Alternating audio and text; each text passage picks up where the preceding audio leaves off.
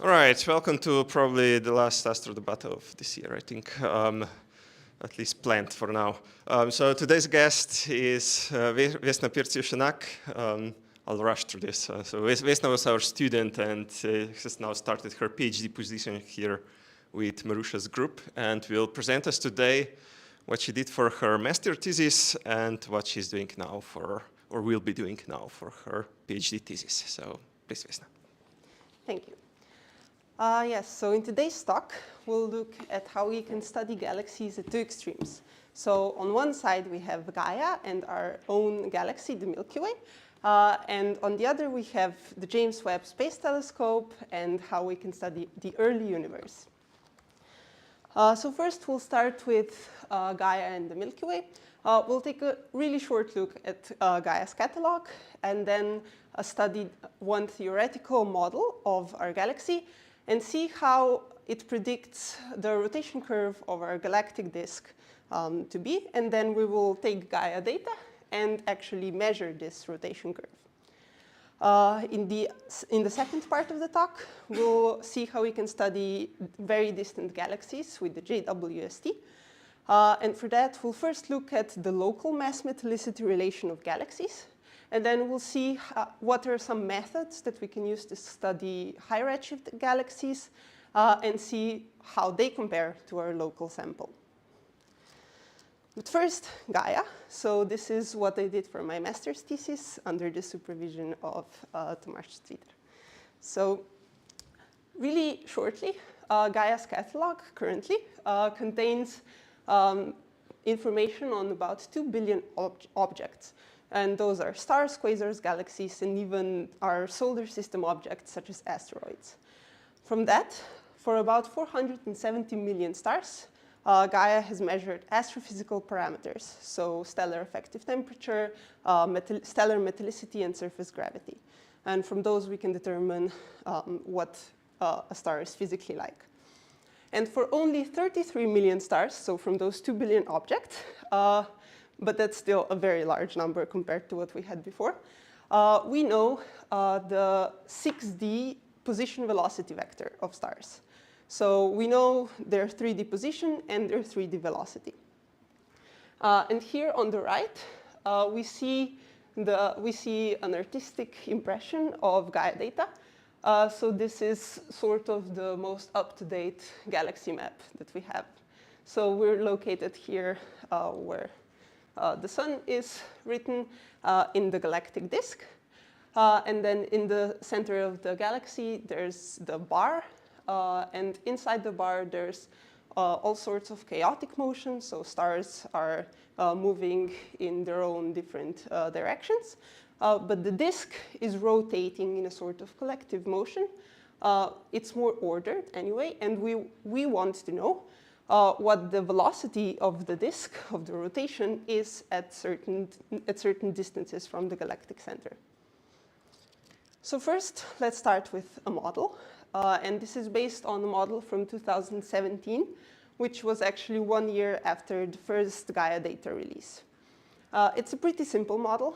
So that means that it's analytical and axisymmetrical. And the main parts of the model are the dark matter halo density. This is just the Navarro-Frank-White profile. And here it's shown in galactocentric cylindrical coordinates. So on the bottom axis, we're showing the distance from the galactic center. And on the y-axis, we're showing the height above or below the galactic plane. It's spherically symmetric, and the contours coincide with the numbers written on the color bar. On the right side, with color, we're showing visible matter density. And the contours show the combined matter density of visible and dark matter. I'm not sure how well you can see it. We can turn off the lights, or is it? OK. So what we can see from this is that close to the center, visible matter is dominant. And then as we move further out from the center of the galaxy, dark matter starts to matter more and more. So from that combined matter density, we can, of course, calculate the gravitational potential of our galaxy in this model, which is shown here. And as every physicist loves to see, it's almost spherically symmetrical. And then using that equation, we can calculate the rotation curve. So here we are drawing the rotational velocity of the disk with the distance from the galactic center. And we see that it goes, shoots up pretty fast near the center, where there's a lot of mass, a high density. And then it sort of plateaus. It's almost constant. So that's because of the dark matter.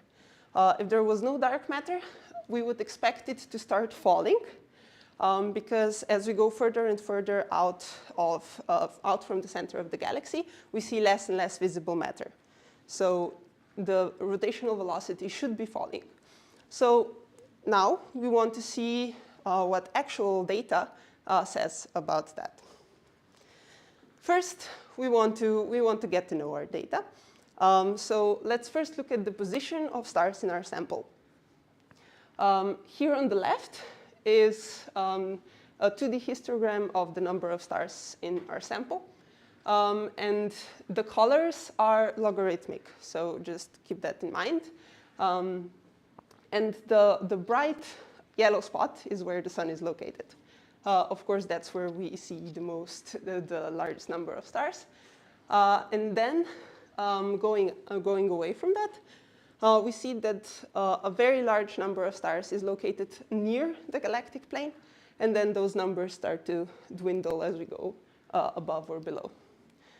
On the right side, we see a bird's eye view of the galaxy, and this is in Cartesian coordinates, just to better understand what we're looking at. And that red X denotes where the center of the galaxy is, and the red arrow shows where the sun is and in which direction it's moving. The black arrows show a random subsample of our catalog, and we see this really nice ordered rotation, and also some outliers. So stars like this one, and especially near the center of the galaxy, where they're not rotating that nicely with the rest of the disk. But of course, what we want to know is the velocity. So here on the left side, we see the rotational velocity of stars in our sample with their distance from the galactic center. Also plotted is the model prediction of the rotation curve and the sun's position. So we see that actually the data seems to agree with the model pretty nicely. But there's also this subset of stars with the rotational velocity of about 0. Okay, so I don't have a pointer, but it's here on the bottom. Oh, maybe you can see my mouse. Yeah. And we can see this also on the right image, where we also plot the rotation curve, but this time with regards to the radial velocity. So how fast the star is moving towards or away from the galaxy center. And the top bright spot is the galactic disk, where the radial velocity is about 0, and there's a large rotational velocity. And then on the bottom, there's this sort of sausage shape, like this, where stars have very low rotational velocity and quite large radial velocities. So this was discovered in 2018 using Gaia data, and is therefore called the Gaia sausage, and looks to be a remnant of the latest massive galaxy merger that our Milky Way went through about 8 to 10 billion years ago. So this remnant is now often called Gaia sausage or Enceladus. So that's interesting. Of course, if we want to really measure the rotation curve accurately, we want to take these Gaia sausage stars out of our sample because they are not part of the disk. What we also want to check is if we divide stars based on their properties, if they tell us some different things about the rotation curve. So here we divide stars into giants, so red giants and supergiants. If anyone doesn't know what those are, what matters here is that they're very bright and we can see them from very far away. And on the other side, we have main sequence stars, which are dimmer. And we can see that also here in these two plots. So giants really tell us about the general shape of the rotation curve up to 25 kiloparsecs away from the galaxy center. And the main sequence stars really tell us more about the local value. So if we bin this data by the radius and calculate the median of the velocities, we get the figure on the right. So on top, we have giants and then main sequence stars and all of them together. And we see that these rotation curves agree with the model prediction, except in the left part, so for low radii, where, as I previously mentioned, we have the influence of the bulge. So the bulge really stretches out even to about 5 kiloparsecs away from the city center. So that's where we still have that chaotic motion, and we can't really talk about only the galactic disk. So the left part, it makes sense that the model and our data don't agree completely. Another interesting thing is that maybe especially in the top plot, we can see this minimum around 11 kiloparsecs away from the galactic center. And we'll talk about that in a couple of slides. So another thing we can do to get an accurate representation of the disk rotation is to make a selection based on velocity. So this is a tumor diagram. It's a diagnostic plot. And on the bottom, we plot how fast a single star is moving compared to its neighbors. So how fast it's rotating around the galaxy. And on the y-axis, we plot the sum of the other two velocity components. So the radial velocity and z velocity. So if a star has a large velocity in that direction, it's not really rotating with the disk. So we have these two red lines.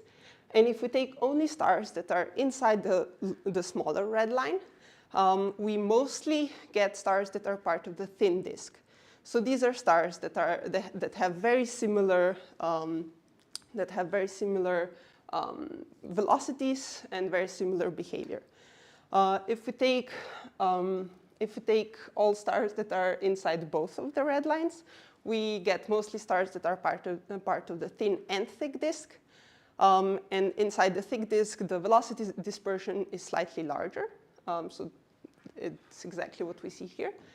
And if we take stars that are outside of these two red lines, those are mostly halo stars. And also here, especially on this diagram, we see the Gaia sausage again. So that elongated structure is actually the Gaia sausage. So if we take these different subsamples, we get these rotation curves. And this is all for giants. So we have all giants, only thick and thin disk giants, and thin disk giants. And we see that there's not really much of a difference. Most of the difference is here on the left part, which I mentioned previously we're sort of ignoring. And on the right part, where there's very little data, so if we take a couple stars out, the value changes. Now, this is not very surprising that they're so similar, because, again, a reminder, these are logarithmic scales of colors. So the vast majority of stars is actually located inside the smaller red line. So by making this selection, we're not changing the values that much. Now, of course, we want to compare our results to literature, and the easiest way to do that is to take the local, so close to our sun, value, and we call this the local standard of rest. And from the model, we get a prediction of 233 kilometers per second. And in literature, there's quite a range. It's from anywhere from 229 to 235.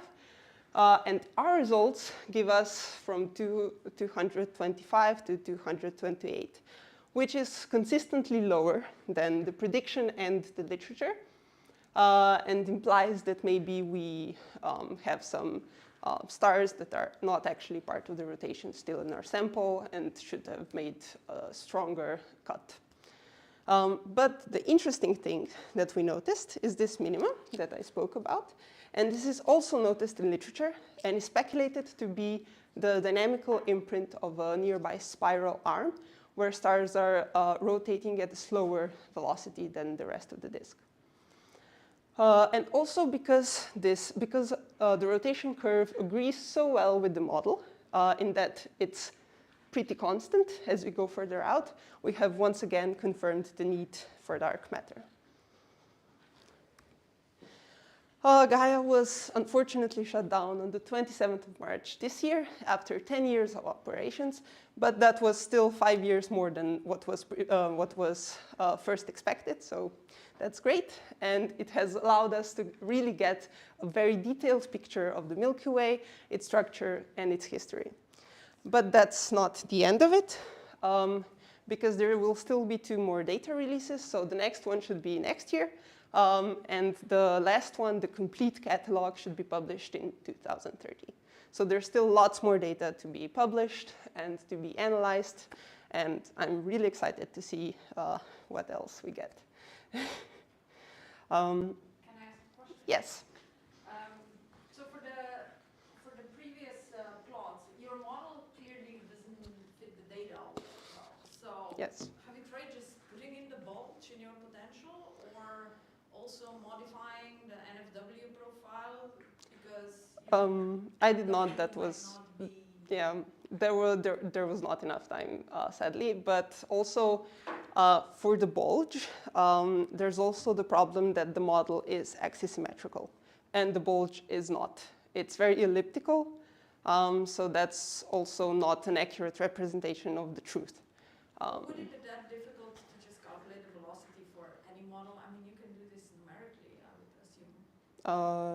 Yeah. Of course you can. Yeah. The idea here was to take something that was that helped also understand the structure. So that's why the analytical model was better here. And that dip at 11 kiloparsecs, I mean, you said it's speculated, but you know where the spiral arms are, don't you? Yeah. I mean, is there one? I mean, we know where the spiral arms are from, like, data that's such as this, right? So this also helps us pin it down, and from overdensities, I think, right? So I think it's pretty conclusive that it's the spiral arm. I mean, so. data like this, you could spiral arms.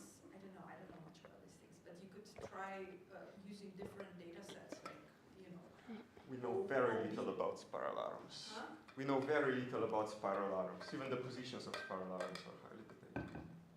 So you cannot use like OB stars to just see where they are. Yeah, but if you use a different selection of stars, and you'll get the different spiral arms. It's very inconclusive. Even what the definition of a spiral arm is Yeah. hard to make. The reason why this is exciting, right? Because this sort of wiggles Mm-hmm. was used in the past to claim there is no dark matter because the rotation curve sort of follows the spiral arms. I mean, clearly that's not the case. Those wiggles you get naturally, indeed, because you have spiral arms for sure, but then dark matter comes on top of that. And your plots clearly shows that. Mm-hmm. There are also models that do incorporate spiral arms as sort of perturbations on top of that, and it still pretty nicely, stays constant. And have you tried doing the same thing with something like, in the past, people have used like globular clusters because you can trace them further out, right? Does Gaia allow you, does it detect far away globular clusters or not? Yeah, probably. I mainly focused on the disk, actually. So, but yeah, there's all sorts of data in Gaia. Also, some globular clusters, and there's some remnants of past tearings up of globular clusters that have been now found. So yeah, there's definitely globular clusters in there. With globular clusters, you still have a problem because most of them, they are far away, and so you rely on giants. And giants tend to be in the central region, and central region tends to be very crowded. So you have a kind of vicious circle here. But I mean, this is one of those more difficult tasks for the next data release set. I mean, because you start with easy life and then go for the complicated one. But I mean, I think that simply the Sagittarius stream. I mean, this is a fantastic probe of the potential, and this is now much better than it used to be. I mean, also, I mean, this spiral arm is exciting because essentially it is going a bit out in the disk, so the closest thing. And here you mostly depend on the proper motions, and proper motions are really exquisitely accurate. I mean, and so proper motion plus parallax gives you the spiral arm. So here you are not depending so much on the radial velocity, which is a kind of rare commodity. I mean. Yeah. So globular clusters have highly eccentric orbits. We cannot calculate the circular velocity at that point, just from 150 eccentric orbits around the galaxy. Actually, I have another question here. So your rotational curve, the measured one, looks much smoother than anything else in the literature. Like that tiny bump for the spiral arms, in the literature you'll see a lot of that at all distances and higher amplitude than what you see. Mm-hmm. Do you know why it comes out so smooth?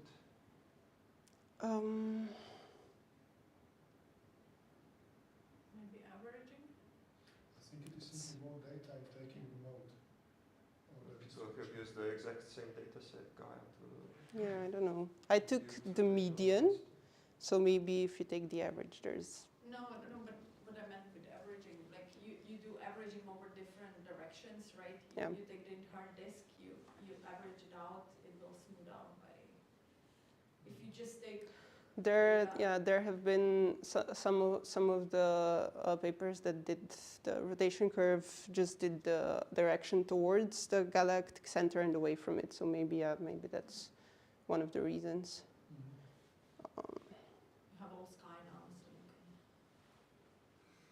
Sorry, maybe just one question. What's your quality cut on parallax uncertainty? That's a good question, and something I could have told you very easily 2 months ago. Wait, let me see if I remember. 10%, I guess.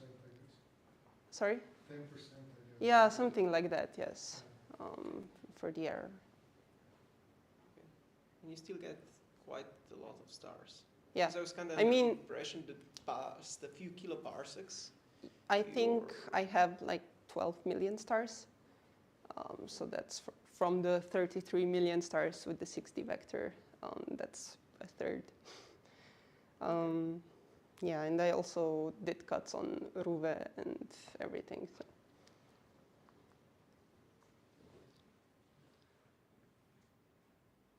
Okay, then we can continue and go back in time with the JWST. So for my PhD, I'm working with the CANUGS group. So that's the Canadian Nearest Unbiased Cluster Survey, where we have images and images of 5 fields that contain galaxy clusters that act as gravitational lenses on the galaxies behind them. So in that way, we can more easily probe the high redshift universe because the galaxies are lensed and they are brighter than they would otherwise be. This enables us to really study the galactic evolution. So in order to study galactic evolution, of course, we need to compare the local universe with the very distant universe. So in the local universe, we notice this mass metallicity relation for galaxies, where we compare the gas metallicity in a galaxy, which is typically measured just by taking the ratio of the amount of oxygen and hydrogen in the galactic gas, and we compare it to the stellar mass of the galaxy. So this is for a local universe, and we get a pretty tight relation. There's lots and lots of galaxies there, and they all seem to follow this, this line. And what's more is that with, so this is again metallicity and stellar mass, and for a larger star formation rate, this mass metallicity relation shifts towards higher stellar masses. And that's what we call the fundamental metallicity relation, so the relation between these three properties. So for high redshift galaxies, what we do is we can look at the spectra of galaxies. So this is a spectrum for a galaxy at redshift 4.5. And above is the 2D spectrum because there's 3 slits, and on the bottom is the extracted 1D spectrum. So what we can do from that is we can fit models. We can fit models of galaxies to this spectral energy distribution. And this tells us something about the general properties of the galaxy. So from that we get the star formation rate and the stellar mass. And then we fit the emission lines with Gaussians. So this is an example of exactly this galaxy. And this is the O3 doublet at 5,000 angstrom. And next to it is H beta.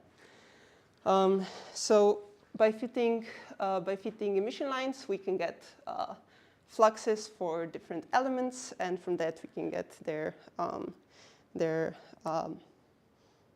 the amount of elements. For example, here is a spectrum of a higher redshift galaxy. This is at 8.2. And we see there's a bit more noise in this data. However, we do have better resolution at higher wavelengths. So now we can actually tell these 3 lines apart. So the fit can actually be nicer at higher redshifts. And then we can take the amount of the flux of the oxygen 3 line at 5,008 angstrom and compare it to H beta flux and also the stellar mass. And we get this diagnostic plot. And empirically, if a galaxy is above this green line, it tends to be an AGN. And so we're more interested in this particular case. We're more interested in just star-forming galaxies. So to go forward, we just take the stars that are below this line. From that line ratio and some others, we can, again, empirically calculate the total amount of oxygen versus hydrogen. And so we get the metallicity, the gas metallicity of the galaxy. As I mentioned, from SED fitting, we get the star formation rate and the stellar mass. And these are plotted here for the galaxies I've done so far. I mean, I didn't do the SED fitting. That was, yeah, but so we do see sort of a trend here. And then I haven't really completed the analysis, so we'll look at some results from literature. So here on the left, we see, again, the mass metallicity relation. And above in gray, we see the local mass metallicity relation. And then for higher redshift, for redshift 2, we have the orange line. For redshift 3, we have the pink and red lines. And then from 3 to 10, we have the yellow, purple, and blue lines. So we seem to be moving to lower stellar masses and lower metallicities. However, what we also notice is a very large scatter in metallicity for high redshift galaxies. So especially if we compare it to the local, to the local sample, where there's a lot of galaxies, this scatter is very large. And one interesting thing is this red star galaxy, which is actually a galaxy that's from our data, and is the galaxy that I showed you the spectrum of, and it has a very low metallicity. So this is quite puzzling, and we see this also in the fundamental metallicity relation. So here again we're plotting the gas metallicity, but on the lower axis we're plotting stellar mass and star formation together. And the black line is the local value, and the green lines are high redshift galaxies from 4 to 10. So again, there's this very large scatter. One model that explains this large scatter is bursty star formation, or a stochastic star formation history. That has a big influence in very young, low-mass galaxies. So in such galaxies, any supernovae feedback, gas inflows and outflows have a large influence on the metallicity. And then and so we have this population of very young galaxies that have very different metallicities. And then as galaxies evolve and they grow older and they get more stars and more metal enrichment, they tend towards this more local mass metallicity relation. So this does sort of explain the low metallicity and large scatter at high redshifts. So there may be some pristine gas inflows and metal-rich outflows that cause this. And as always, we need more data to really confirm this, or find some better model and make some better constraints. So I'm currently working on about 200 galaxies where I can measure the oxygen and hydrogen lines. So I'm really excited to see what I get. Thank you.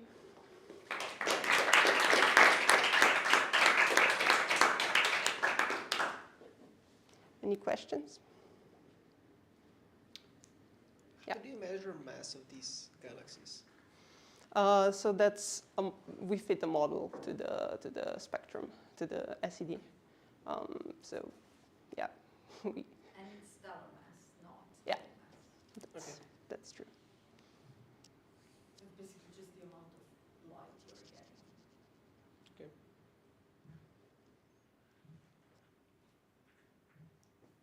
I just wonder, do you happen to see any helium-24686? Because that would tell you it's really hot zinc. In some galaxies, yes. Yeah, it's mostly not, but. Because this can be an orientation indicator or something like that. Sorry. Orientation indicator for AGN, for example. Mm-hmm, mm-hmm. Yeah, and one thing to mention is that those low redshift indicators for redshift versus star forming galaxies do not really work at high redshift. Sure, That's okay, another problem. that's true, yeah, okay. It's very difficult to tell at high redshift that something is an AGN just based on the log ratios. Yeah, there's all sorts of diagnostic plots using various lines and stuff. I mean, I just asked because helium-2 somehow tells you it's really hot zinc. I mean, whatever, but really hot. Yeah, well, people use it for POP3, right? So Right, yeah, this is true. it's not always AGN potentially. Yeah, for sure, yeah. And you don't you see helium? Yeah, we see a helium-2 detection in the outskirts of the galaxy. So it's very lensed, so we can really resolve it, and it's in the outskirts. But So not the center. yeah, okay. but they told me not to publish that. It's 3 sigma, we don't really. Because the signal to noise is 1 or something. Signal to noise is pretty good still, but the line is just quite wide, which is puzzling.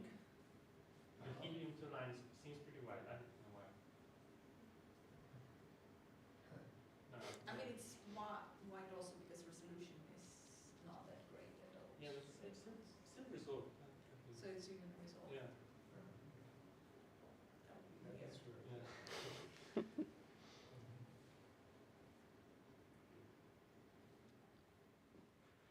Okay.